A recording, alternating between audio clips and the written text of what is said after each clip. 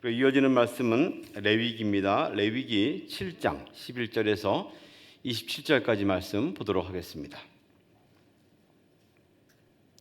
레위기 7장 11절에서 27절까지 말씀 제가 읽겠습니다. 여호와께 드릴 화목 제물의 규례는 이러하니라. 만일 그것을 감사함으로 드리려면 기름 섞은 무교병과 기름 바른 무교전병과 고운 가루에 기름 섞인 구운 과자를 그 감사 제물과 함께 드리고 또 유교병을 화목제의 감사 제물과 함께 그 예물로 드리되 그 전체의 예물 중에서 하나씩 여호와께 거제로 드리고 그것을 화목제의 피를 뿌린 제사장들에게도 돌릴지니라. 감사함으로 드리는 화목제물의 고기는 드리는 그날에 먹을 것이요 조금이라도 이튿날 아침까지 두지 말 것이니라. 그러나 그의 예물의 제물이 서원이나 자원하는 것이면 그 제물을 드린 날에 먹을 것이요 그 남은 것은 이튿날에도 먹되 그 제물의 고기가 셋째 날까지 남았으면 불사를 찌니 만일 그 화목 제물의 고기를 셋째 날에 조금이라도 먹으면 그 제사는 기쁘게 받아들여지지 않을 것이라. 드린 자에게도 예물 갖게 되지 못하고 도리어 가증한 것이 될 것이며 그것을 먹는 자는 그 죄를 짊어지리라. 그 고기가 부정한 물건에 접촉되었으면 먹지 말고 불사를 것이라. 그 고기는 깨끗한 자만 먹을 것이니 만일 몸이 부정한 자가 여호와께 속한 화목 제물의 고기를 먹으면 그 사람은 자기 백성 중에서 끊어질 것이요 만일 누구든지 부정한 것 곧 그 사람의 부정이나 부정한 짐승이나 부정하고 가증한 무슨 물건을 만지고 여호와께 속한 화목 제물의 고기를 먹으면 그 사람도 자기 백성 중에서 끊어지리라. 여호와께서 모세에게 말씀하여 이르시되 이스라엘 자손에게 말하여 이르라. 너희는 소나 양이나 염소의 기름을 먹지 말 것이요 스스로 죽은 것의 기름이나 짐승에게 찢긴 것의 기름은 다른 데는 쓰려니와 결단코 먹지는 말지니라. 사람이 여호와께 화제로 드리는 제물의 기름을 먹으면 그 먹는 자는 자기 백성 중에서 끊어지리라. 너희가 사는 모든 곳에서 새나 짐승의 피나 무슨 피든지 먹지 말라. 무슨 피든지 먹는 사람이 있으면 그 사람은 다 자기 백성 중에서 끊어지리라. 아멘. 화목제의 기쁨이라는 제목으로 말씀을 나누기를 원합니다. 이제 2022년 대선이 끝났습니다. 다음 우리를 섬길 리더가 선출되었습니다. 누구에게는 또 한편 슬픔이고 누구에게는 또 웃음일 수 있고 승리자에게는 축하고 패배자는 위로가 돌아가는 그런 순간입니다. 하지만 우리 모두가 선거 후에 한 마음으로 축제를 열어서 함께 모여 하나됨과 또 평화가 임하기를 간절히 소원하는 마음은 같을 것입니다. 우리 본문은 그런 마음들을 담고 있는데요. 하나됨, 친교, 그리고 평화에 대한 제물을 드리는 화목제 규례, 구체적인 규례를 담고 있습니다. 이미 쭉 읽어오셨고 말씀을 들은 것처럼 5대 제사 중에서 이미 한 4가지를 얘기했고 마지막으로 말하는 화목제의 이야기를 하고 있습니다. 이것이 좀 더 전과 다르다면 이제 화목제의 구체적인 규례를 설명하면서 마치 축제 후에 그 뒤에 축하 연을 하는 듯한 그런 느낌을 줍니다. 번제물에 대한 규례보다는 그것을 나누는 방법 또 어떻게 쓸 것인가에 대해서 초점을 두고 있습니다. 때문에 제사 이후에 그들이 벌이는 함께 누리는 기쁨과 또 친교의 진정한 의미를 두는 내용으로 담고 있는 것이 본문의 말씀이기도 합니다.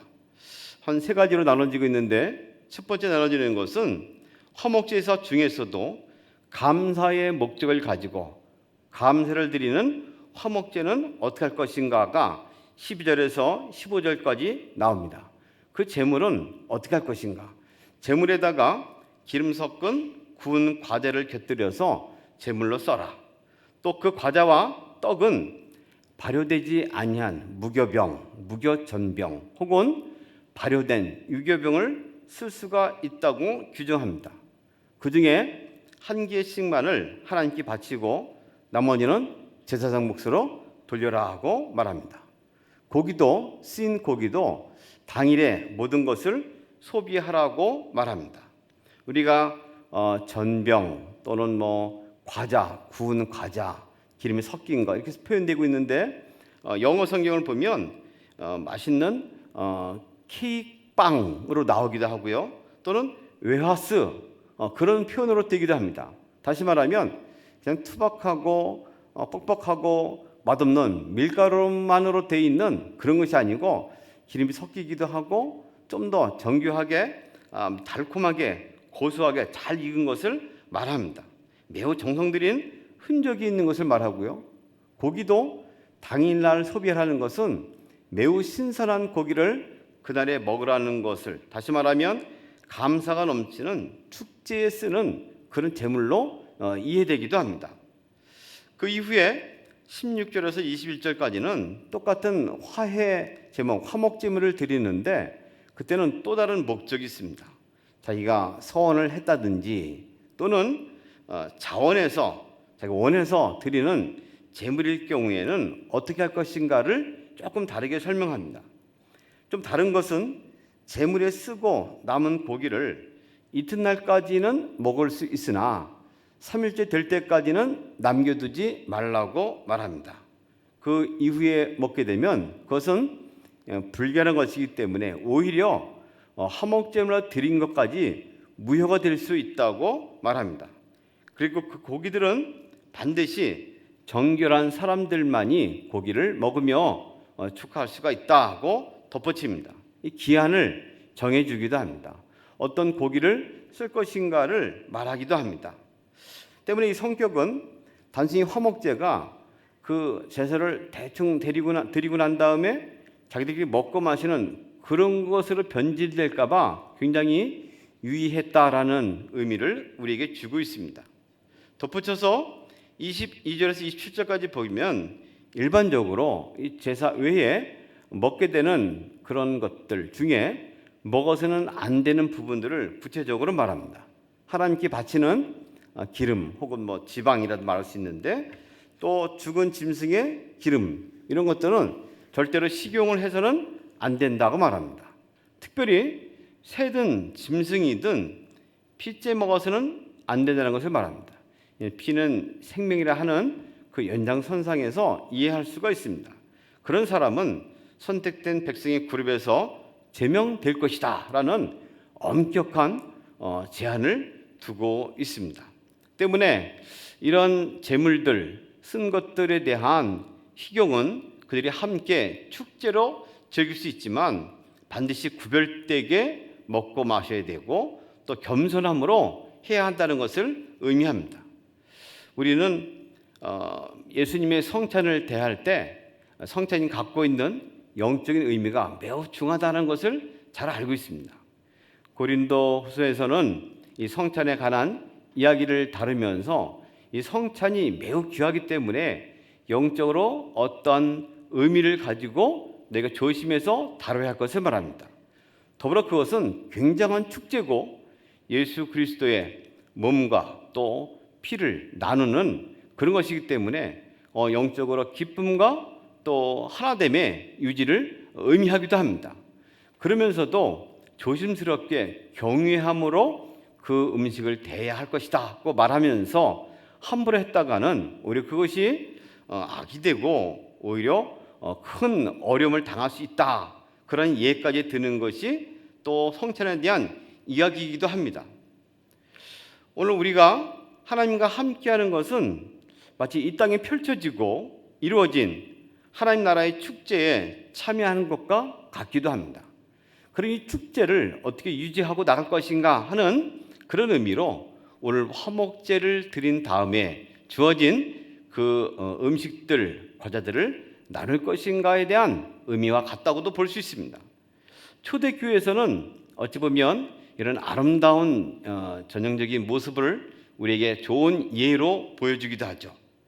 처음 예수께서 승천하신 이후에 그들이 기다렸던 성령을 얻게 됩니다.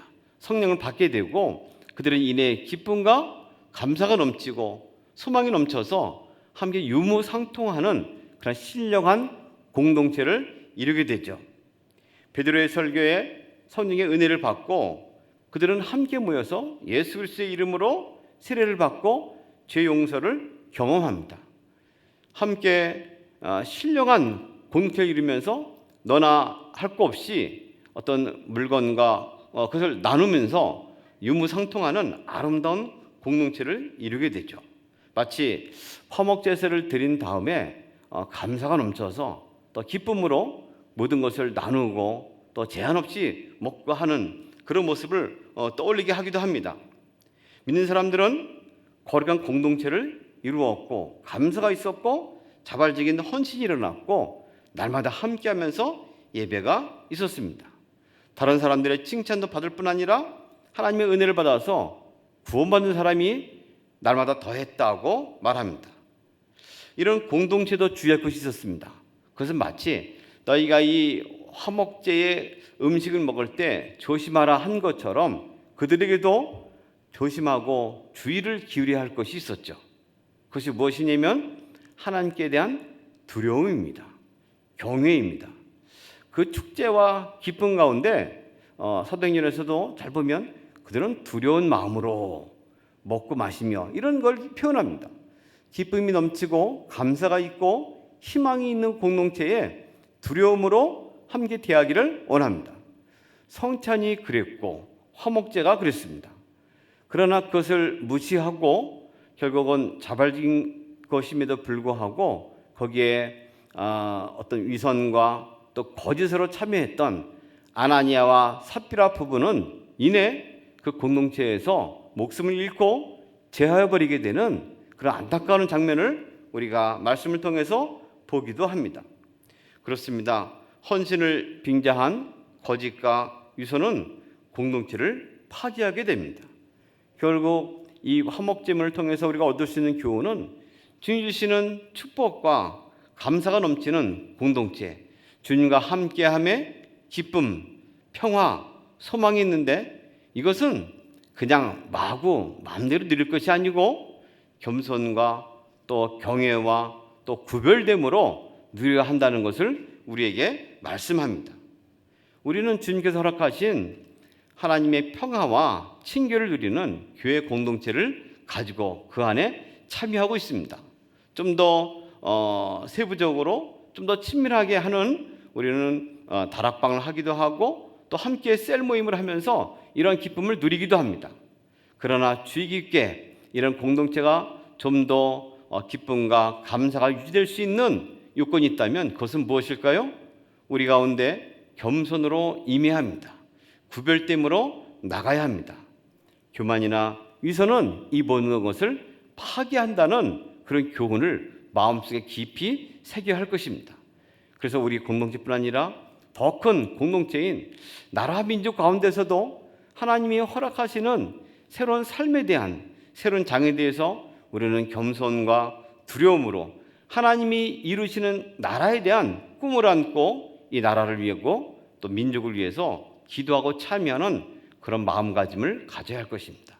주님께서 우리 각자의 마음속에 우리의 공동체 위에 이 나라와 민족 위에 진정한 화목제물과 같은 친교와 평화가 넘치기를 간절히 소망합니다. 함께 기도하겠습니다. 오늘 기도하실 때에 특별히 제가 먼저 기도하겠습니다.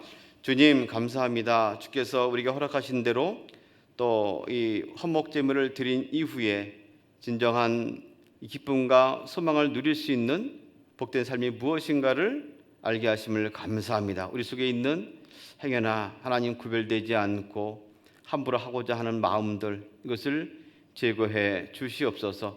주께서 허락하신 가정과 또 교회와 이 사회 나라 민족 위에 그 은혜를 베푸셔서 주님이 주인이 되시고 다스림에 대한 하나님 경외가 있게 하시고 겸손히 있게 하시고 그 가운데 구별됨으로 예배가 넘치는 은혜를 누리게 하여 주시옵소서. 예수님의 이름으로 기도합니다. 아멘.